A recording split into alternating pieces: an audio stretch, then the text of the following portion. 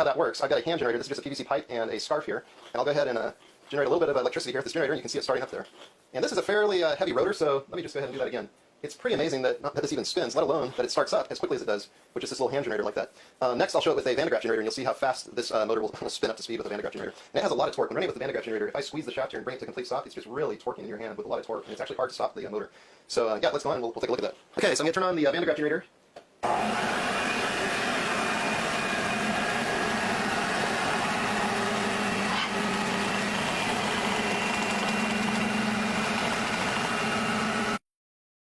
It's yours to work with. Anyway, we're going to print this in. Okay, so I printed 12 of these. These are the little rods with the threaded ends and the holes in them. What you do is take some of this stuff, which is 1 centimeter copper tape, and that's the beauty of electrostatic machines. They don't use much in the way of metal. In fact, they're ideal for 3D printing because the bulk of the machine is made from plastic. That's what you want. You're not leaking any high voltage. You use very little metal. This one, we've got a strip of 1 centimeter wide copper tape that we put on the back there of one of those bars, bringing it up to that point there where the 4 millimeter hole was. Then what we do is here, stuff a load of these things. These are 30 centimeter, 1.5 millimeter pins. You put those pins into that point there, and you will get that. So that is a comb of nails that is, surprisingly enough, connected. If I put a meter on here and a meter on here, I get about 0.2 ohms. So just pushing the nails through the copper creates a connection you want. No soldering required. Then at that 4mm hole that we have here, you just put a bolt. This is an M4 25mm bolt. Bolt it down, and we get a good electrical connection from that bolt to that pin and every pin in that row. So we need to make 12 of those combs. Now the only thing I've done to the drum is stick a bit of 8mm bar through it and cover the outside of the drum with aluminium foil. This is the stuff. It's the stuff that you get for heating, ventilation, ductwork sealing, and that's 4 inches or 100mm, exactly how I made the drum. And then it's coated and ready to go. Now the end plates have obviously got stator bearings in them, and the drum feeds into the end plates, as do these. These are a bit of M8 threaded bar, and the spacers go over those. So the bar goes into the end plate,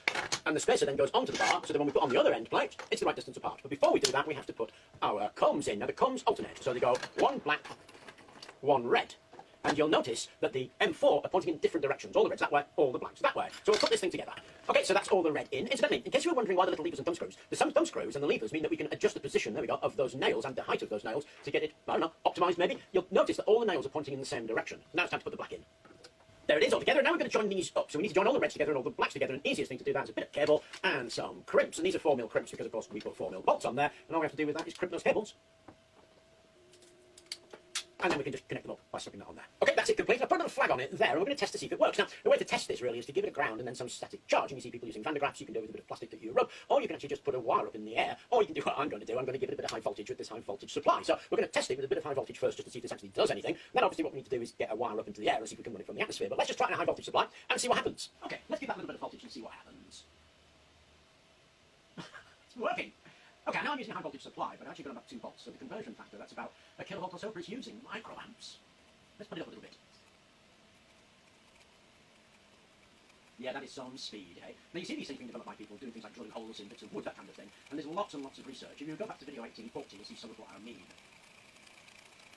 That's about 5 volts, so we're about 2.5 kilovolts, and we're still in the microamp range. Bang it up some more.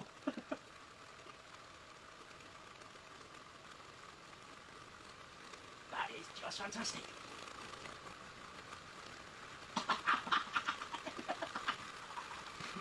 Look at that go! Amazing.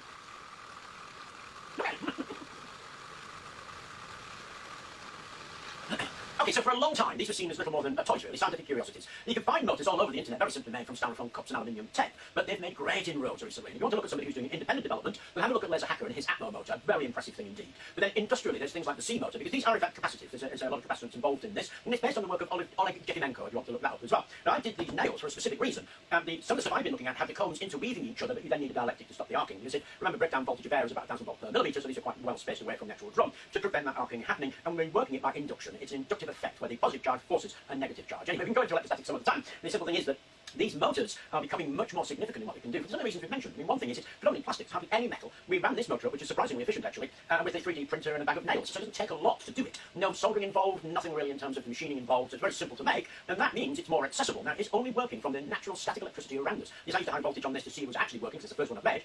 There are various issues with this. These handles are snagging on here. You'll notice I've removed the feet because they also snagged at the